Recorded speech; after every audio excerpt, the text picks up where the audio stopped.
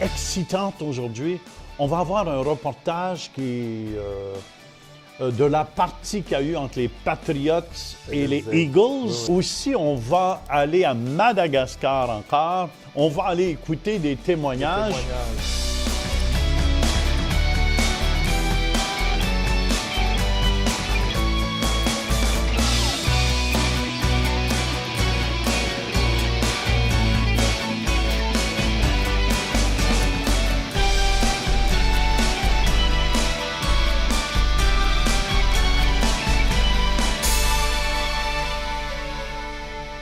Bienvenue à l'émission Réveil. Quelle joie de vous avoir avec nous. J'ai avec moi Pasteur Denis. Bonjour. Et on va avoir une émission excitante aujourd'hui. On va avoir un reportage qui de la partie qu'il y a eu entre les Patriots et les Eagles. Oui, oui. Et amen. Et il y avait beaucoup de joueurs qui étaient chrétiens. Amen. Et surtout chez les Eagles. Vous savez, avant chaque partie, oui. Ils prient ensemble. Amen. Amen. Ils prient vers le Dieu Tout-Puissant afin qu'il les aide à accomplir, amen, leur mission. Amen. Amen. Et aussi, on va aller à Madagascar encore. On va aller écouter des témoignages. Des gens, ce coup-ci, qui avaient du métal, des plaques de métal dans leur corps. Et le métal, après qu'on a prié pour, amen, disparaît. Et on a vu plusieurs personnes. J'ai une dame en France qui avait 6 tiges de métal dans sa jambe et elle a été passée des rayons X. Ils ne trouvent plus aucune trace des traces de métal. Et c'est juste pour vous montrer que le Dieu que nous servons est tout-puissant. Amen. Et ce Dieu-là vous aime à la maison. Amen. Et ce Dieu-là veut toucher votre vie aujourd'hui. Amen. Et ça va être intéressant, Pasteur Denis. Ce que j'aime dans tous ces témoignages, c'est vraiment le nom de Jésus qui est glorifié. Le nom du Seigneur qu'on élève, que ce soit des hommes de sport, que ce soit un ouvrier, que ce soit quelqu'un qui vient pour la première fois dans l'Église, on prie pour lui, il voit la main de Dieu et dit, écoute, je n'en reviens pas de voir que Dieu agit encore. Hein? Et si vous voulez ensemble, après ça, on va écouter le témoignage un peu de Pasteur Denis aujourd'hui. Amen. Je veux entendre un peu ton histoire. Hein? Et on va aller écouter ce reportage des Patriots et des Eagles. On vous revient. Hello and welcome to US Bank Stadium here in Minneapolis for CBN's coverage of Super Bowl 52. It's the Philadelphia Eagles versus Tom Brady and the New England Patriots. A rematch 13 years in the making. We're talking Super Bowl 39. So heading into Sunday's game, the Eagles are hoping to capture their first Super Bowl championship in history. The Patriots, on the other hand, are simply trying to add another ring to their dynasty. So as you can imagine, there's a whole lot of pressure on players to win. And while that's important, some of them say that they're playing for a whole lot more than a Super Bowl championship. The Philadelphia Eagles have arguably been the best team in the NFL all season. And safety Malcolm Jenkins says it has a lot to do with the brotherhood of faith he and a lot of his teammates formed in the offseason, through Bible studies, praying together, and even baptism. I've seen at least 3 guys get baptized at the team facility. I don't think that's happening anywhere. And it's just one of those things that faith is important to a lot of guys on this team, and we commune with each other oftentimes. We talk about it, we pray together, and it's been unique and special to watch that unfold in the NFL locker room. Tight end Zach Ertz agrees with Malcolm and says he is personally reaping the benefits of a faith-filled locker room. I dedicated my life to Christ back in March. I was baptized in March. I got married the next day. And our marriage has been built on that foundation of the Word and Jesus. And it's changed my life. And just to have these guys hold me accountable on a daily basis has been phenomenal for me. I hope I do the same for them. As a team, we are strong in the faith. People say underdogs. And we consider ourselves blessed. Carson Wentz tore his ACL in Week 14. Many questioned whether quarterback Nick Foles had the goods to lead the team all the way to a championship. Now, they're playing in their first Super Bowl in 13 years, and he says it's all because of God's faithfulness. My faith in the Lord is everything. I'm a believer in Jesus Christ. That's first and foremost. That's everything. I wouldn't be able to do this game without him, I don't have the strength to go out here and do this. This is supernatural, but it's also, opportunity to go out there and, share what he's done in my life. And it's not about prospering at all. It's about how he's humbled me. In my weaknesses, he made me strong. 2 Corinthians 12:9, whenever I was at my lowest, that's where, my relationship with Christ grew. The New England Patriots have won 2 championships in the last 3 seasons. Now they're back to try for another. For a lot of the players, it's another opportunity for them to glorify the name of the Lord on the biggest stage in football. I firmly believe that I've been given the platform of football to build relationships, build bridges, and connect with people and show them the love of Christ. And that's something that I've enjoyed doing since my very first day here in New England, and something that I continue to enjoy doing. Well, I go through my ups and downs, I'll be honest with you. I'm a broken human being, and I have my flaws and my struggles, and God's the one that's consistent. God's the one that carries me through, and so thankful for Jesus Christ and the things he's done in my life. The Patriots defense has had to work hard this postseason. Veteran defensive backs Duron Harmon and Devin McCourty say that it's when things get tough that they lean on their faith the most to help them stay focused and poised. This whole journey is the ups, downs, but the one thing that has been consistent is God. His love for me, his grace, his mercy. It continually shows his favor. I know that he has something bigger in store for me than football, but I just have to stay the course, continue to keep serving him, and everything else will fall in place. I think one of the cool things this year that we've talked about a lot is just joy. I think football brings a lot of ups and downs, and you can easily just ride with that roller coaster. Even today in our chapel before we came here, we talked about embracing everything, being here tonight, enjoying this process, and just being authentic, being ourselves, and not, being scared to be different, and talk about, being blessed and the opportunity to be here. Tight end Dwayne Allen knows he wouldn't be here without his relationship with Jesus Christ.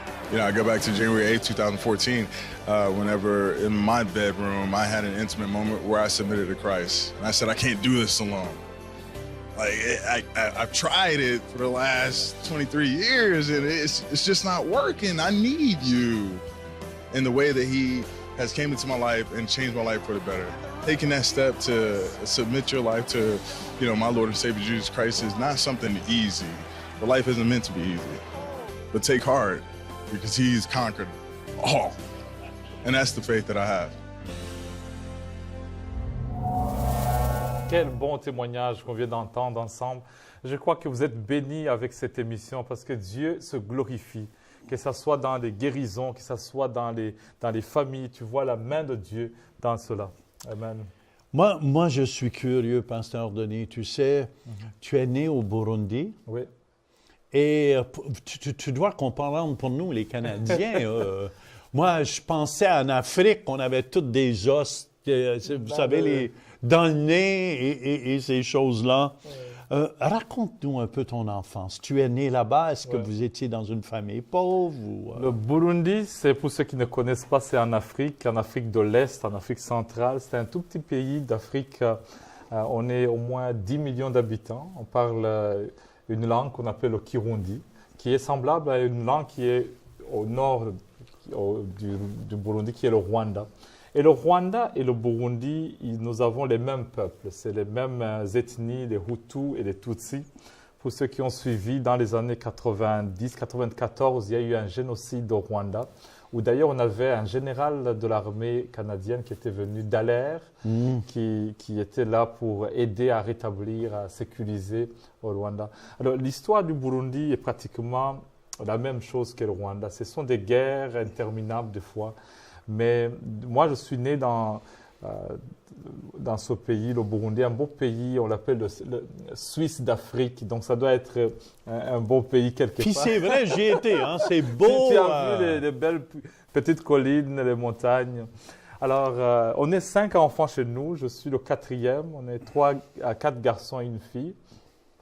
Notre père est mort quand j'étais très jeune, et puis notre maman aussi a suivi par après. Et puis on est... Quel âge tu avais? Mon père est mort, j'avais, je pense, 15 ans. Et puis, quelques années après, ma mère aussi est partie.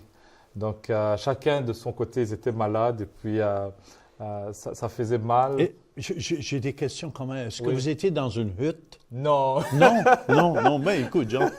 Je n'ai jamais vu un lion, donc pas d'éléphant. Ce n'est pas une jungle.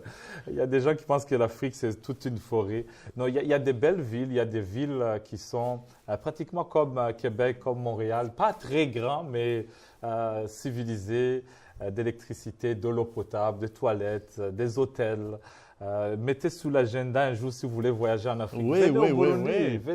On va aller faire une croisade. Bientôt, vous viendrez avec nous. Hein? Amen. Et puis, c'est à Bujumbura, la capitale, de pratiquement 500 000, 800 000 habitants.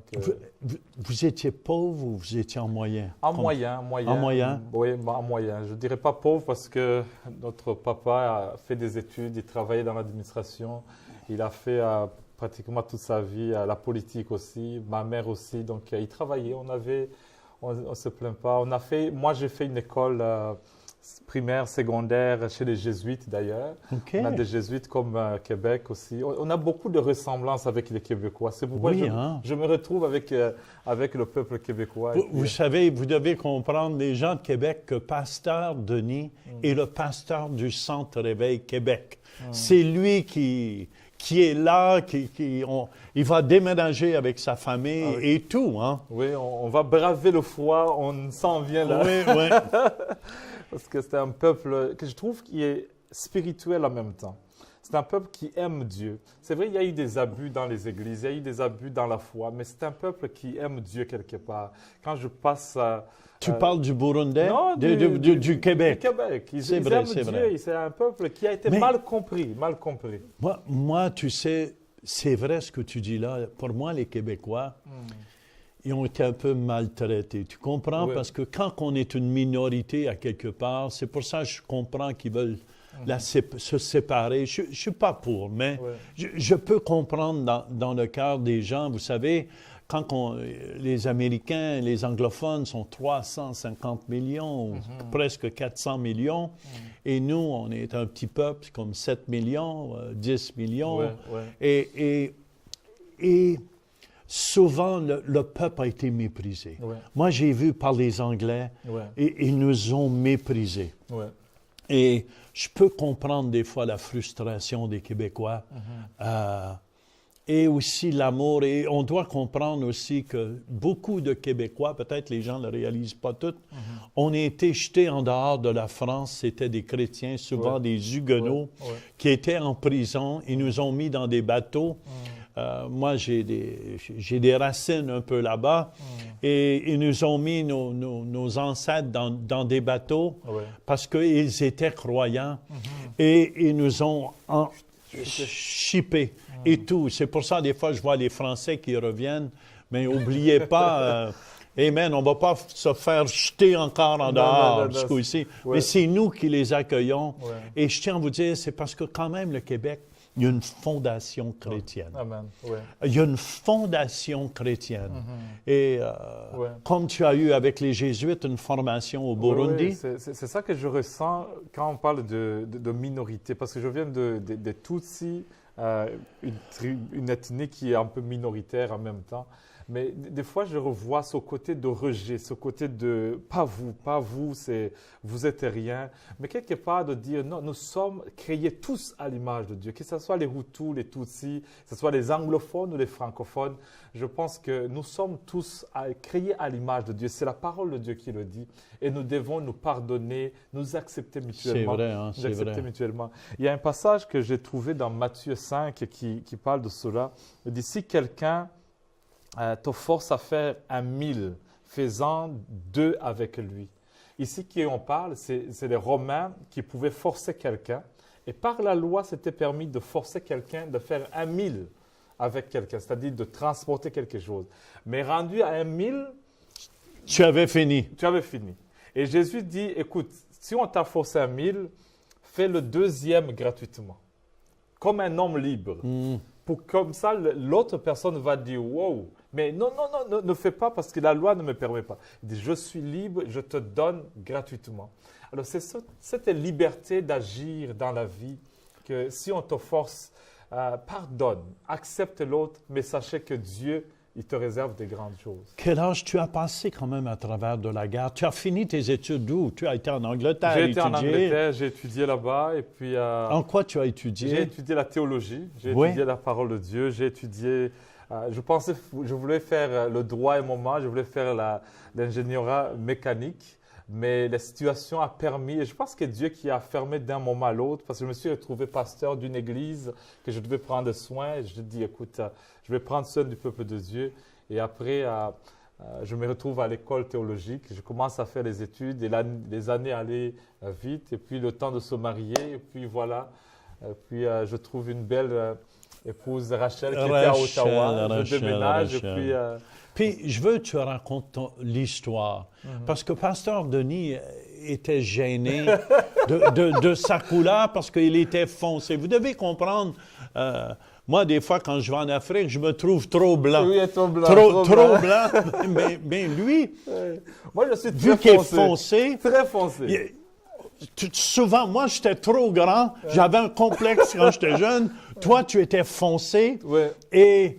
il avait peur d'être rejeté de sa future pour ça. Oui, écoute, raconte ça, c'est bon. En tant qu'un jeune homme, tu dis, écoute, il faut que je trouve une belle blonde, une belle femme qui va m'aimer tel que je suis. Mais j'étais mince, pasteur, j'étais tellement mince. Mais tu es encore mince. Hein? Ça, c'est la taille économique, là.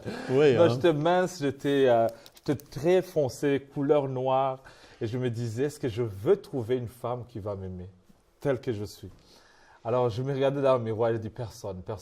Et je me rappelle quand je suis venu trouver Rachel, elle aimait aller dans le Tim Hortons pour acheter le café ou le chocolat ou le vanille. Oui. Alors, je lui ai dit, comment tu me trouves? Je me suis dit... Rachel, c'est son épouse aujourd'hui, pour ceux qui ne savent pas. Alors, je dis, cette belle fille, je l'ai aimée. J'ai dit, si je veux la demander, comment tu me trouves? Si elle me dit, tu es noir, tu es foncé, c'est moi qui l'abandonne, c'est moi qui laisse tout. Mais à ma grande surprise, elle me dit, tu es chocolat. Tu es chocolat. Donc, quand je me suis regardé, même là, quand je me regarde, je dis, je suis un beau chocolat chaud. Et on aime les chocolats chauds. Surtout à Québec, là. Oui, il faut un bon chocolat chaud pour survivre. Et à partir de ce moment-là, c'était le mariage. Ensemble, oui. On a 5 enfants ensemble. 5 enfants. Ouais, c'est un bon chocolat, là. Oui. Et c'est parce que des fois, on est toujours ignorant de ce qu'on ne connaît pas. C'est ça que je trouve avec... surtout quand on ne voyage pas souvent, quand on ne côtoie pas les autres. C'est vrai ça. On a la peur de l'autre parce qu'il y a l'inconnu. Il y a des gens qui ont peur des Noirs, pensant que les Noirs sont de ce style de vie, cet stéréotype, cette manière. Tous les Noirs sont mauvais, tous les Noirs ils sont des menteurs, tous les Noirs sont des criminels. Non, nous sommes des hommes comme vous. C'est vrai. On est aussi gentils comme vous. Et puis tu trouves... Puis il est très gentil. Hein? Moi, je travaille avec. Ça fait 6 ans qu'on travaille ensemble. Mais, il ne faut pas juger par la couleur. Non, c'est vrai. Hein? Ouais. Mais ça, souvent, c'est notre ignorance. Les gens pensent, parce qu'il y a un policier qui est méchant, ils pensent que tous les policiers vont être méchants. Non. Et c'est tellement faux. C'est tellement faux. Et souvent, on regarde les autres avec les blessures que nous avons. Et souvent, et avec le peu de connaissances qu'on a. C'est pour ça que c'est bon voyager. Moi, j'ai tellement appris. J'ai appris... je ne sais pas, j'aime mes frères africains. J'ai du sang africain en moi. Je t'ai vu, certainement ton grand-père a passé par là. Non, mais il y a du sang africain en moi. C'est plus fort que moi. C'est un Zoulou. Et vous devez comprendre, on apprend à aimer, on a quelque chose à apprendre. Laisse-moi te raconter cette histoire des Zoulous. Oui. Oui, j'étais pour te demander, c'est quoi un Zoulou? Un Zoulou, c'est un peuple de l'Afrique du Sud. OK. Alors, on nous raconte dans l'avion qu'il y avait un jeune garçon qui se voyageait avec son père. Mais dans l'avion, le pilote était raciste. Alors, il a dit, bon, l'avion ne marche pas bien, on va commencer à sauter. Mais on va y aller par l'ordre alphabétique. Alors, tous les Afro-Américains sautaient les premiers. Et puis, tous les Caribéens sortaient. Et il est parti par l'ordre alphabétique. Il est B, Burundi. Canadiens, on était dans le début. Alors, on sautait. Mais il y a une famille qui est restée dans l'avion. Et le fils demande à son père, mais papa, c'est comme si on nous a appelés les Congolais, les Haïtiens, les Jamaïcains, c'est nous autres là. Et le papa dit, non, aujourd'hui nous sommes des Zoulous. On va sauter les derniers. En tout cas, cette histoire m'a toujours gardé. Moi, je dis, Pasteur Jean doit être un Zoulou, un Zoulou. Amen, amen, amen. Il n'abandonne pas. Ça me fait tellement plaisir de travailler à Québec avec Pasteur Denis. Vous savez, j'ai les Québécois en cœur. Amen. J'ai toujours eu les Québécois en cœur. Et ce peuple francophone, pour moi, qui est un peu rejeté, qui était très rejeté. Et c'est peut-être pour ça que je suis encore ici. Je sais que mon langage n'est pas le meilleur des Français des fois, parce que j'ai étudié en anglais. Et en tout cas, quand je n'étais pas chrétien, je trichais à l'école. Et ça paraît dans mes verbes aujourd'hui. Mais je m'en excuse, mais c'est qui je suis présentement. Amen. Et je fais toujours un effort pour parler le bon français, spécialement si je vais en France. Je sors un petit accent français, mais pour moi, j'aime les francophones. Pasteur Jean, on t'aime beaucoup. Moi aussi, je t'aime beaucoup. C'est pour ça que je crois que Québec, vous avez un cadeau. Un cadeau de Dieu en ayant Pasteur Denis avec vous. Je vous invite à venir au Grand Time le dimanche matin à 11h. Pour moi, c'est vraiment un cadeau d'avoir Pasteur Denis avec nous. Et aussi, moi, tu sais, j'ai fait une croisade il y a 6 mois à Madagascar et on a justement des films et de tout de cette croisade-là. La qualité n'est pas des meilleures, mais vous allez voir, il y avait 10 000 personnes par service. Il est venu 40 000 personnes ce dimanche-là. Et vous allez voir des gens qui ont été guéris. Amen. Puis j'ai vraiment tombé en amour avec le peuple malgache. C'est un peuple qui est aimable, aimable. Et si vous voulez, ensemble, on va aller au centre réveil, pas au centre réveil, on va aller à Madagascar, entendre ces beaux témoignages du métal qu'ils font chez les gens. Et on vous revient et on va prier pour vous. Amen. Il peut plier son bras. Son nom est Digno. Il a eu un accident de moto. On l'a opéré à l'avant-bras et voici les cicatrices. On a implanté une plaque de 8 cm avec 6 vis. Et quand il était debout, devant, il avait honte de témoigner si le métal allait être encore là. Mais il a testé et il ne sentait plus rien, ni la plaque, ni les vis. Le métal a disparu complètement.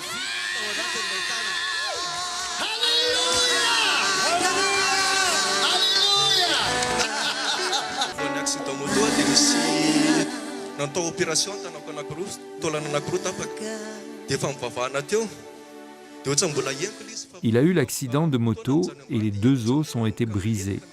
On a mis la plaque de métal et durant la prière, il ne sentait plus la différence entre les 2 os parce que quand il avait la plaque, il y avait un petit bosse sur le dessus des os. Et maintenant, tout est bien nivelé. Les os se sont alignés. C'est comme si le métal s'était enterré dans les os. Les bosses des vis ont même disparu. Les bosses sont disparues.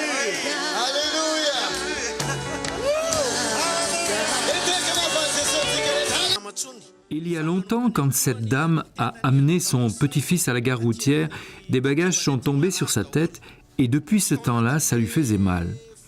Elle n'était plus en bonne santé. Ça a commencé depuis sa tête, son cou, sa poitrine et son ventre avec de grandes douleurs. Durant la prière, elle a eu des frissons et a senti une chaleur sur son visage et toute la douleur a disparu. Il n'y a plus de douleur.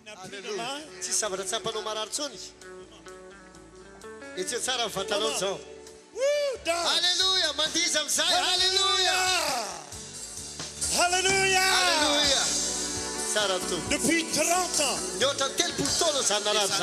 30 ans qu'elle souffrait. Donc, elle vient donc d'un lieu qu'on appelle la Cantonou Sakai et elle utilise donc les charrues. Donc en utilisant donc cette charrue, elle a toujours utilisé ce charrue et elle a des douleurs donc au niveau de son ventre et au niveau de son dos aussi. Donc son ventre, c'est dur. C'est dur quand à la palpation, donc c'est dur. Et avec des douleurs. Donc après la prière, donc elle a senti donc que son ventre est devenu plus souple et il n'y a plus de douleur. Ça fait 30 ans qu'elle avait ça? Oui. Oui. On Alléluia! Alléluia! Amen. Merci, maman. C'est tellement bénissant de voir toutes ces foules, tous ces gens, tous ces témoignages de gens qui ont été touchés. Pasteur Jean, c'est vraiment bénissant. Pour vous qui étiez là, présents, là, je sens que vous avez surtout... Et aussi de voir que Jésus est si vivant que ça, Pasteur Amen. Denis. Amen. Jésus est tellement vivant, il veut se manifester. Oui. Jésus veut se manifester Amen. et c'est son désir de vous guérir aujourd'hui. Le désir de Dieu, c'est de vous faire du bien. Amen. Êtes-vous prêts à la maison? Amen. Si vous voulez, Pasteur Denis, tu vas prier. Amen. On va se donner la main ici. Amen. Amen. Amen. On veut prier pour tous ceux qui sont à la maison. Si vous êtes malade aujourd'hui, recevez votre guérison. Alléluia. Alors, Seigneur mon Dieu, touche cette Amen. personne qui reçoit sa guérison au nom de Jésus. Amen. On déclare que les maux de tête, les estomacs, toutes sortes de maladies, au nom de Jésus, on déclare la guérison sur le cancer, au nom de Jésus. Rien n'est plus grand que notre Dieu. Alléluia, au nom de Jésus. On arrache ces maux, on arrache au nom de Jésus cette maladie et on déclare la gloire de Dieu, la victoire de Jésus. Par ses maîtrissures, vous êtes guéris. Tu es guéri. Alléluia. Recevez votre guérison. Recevez votre guérison. Elle vous appartient. Alléluia. Amen. Amen. Bougez. Faites ce que vous ne pouviez faire avant. Amen. Ceux qui avaient des problèmes dans le dos, levez-vous. Levez-vous. Bougez. Penchez-vous. Amen. Amen. Bougez. Faites ce que vous ne pouviez faire. Amen. Amen. Il y a quelqu'un qui avait des difficultés dans les deux yeux. Et vous allez voir, la vision devient claire. Amen. Vos yeux s'ouvrent et ça devient clair, clair, clair, clair. C'est ça l'amour de Dieu pour vous. Amen, amen, amen. En tout cas, c'est bon de voir le Seigneur en action. On les invite le dimanche matin à 11h au Grand Time Hotel. Venez inviter les amis. Amen, amen, amen. On a une équipe qui est rempli de l'amour de Dieu. Amen. On n'est pas là pour juger, condamner les gens. Si vous avez besoin d'aide, si vous avez besoin d'encouragement, venez. Vous allez voir, ça va vous faire du bien. On vous dit à la prochaine. Amen. Visitez le site web centrereveil.com pour participer à nos services en direct. Pour un don mensuel de 20 $ ou plus, vous pouvez faire vos dons en ligne avec Visa et Mastercard ou un chèque par la poste. Et nous apprécions votre soutien. On va parler, vous savez, c'est tellement important, notre identité, mais pas notre identité comme vieil homme. Mais quand on donne notre cœur à Jésus, on a une nouvelle identité qui vient. Fait que je pense que c'est...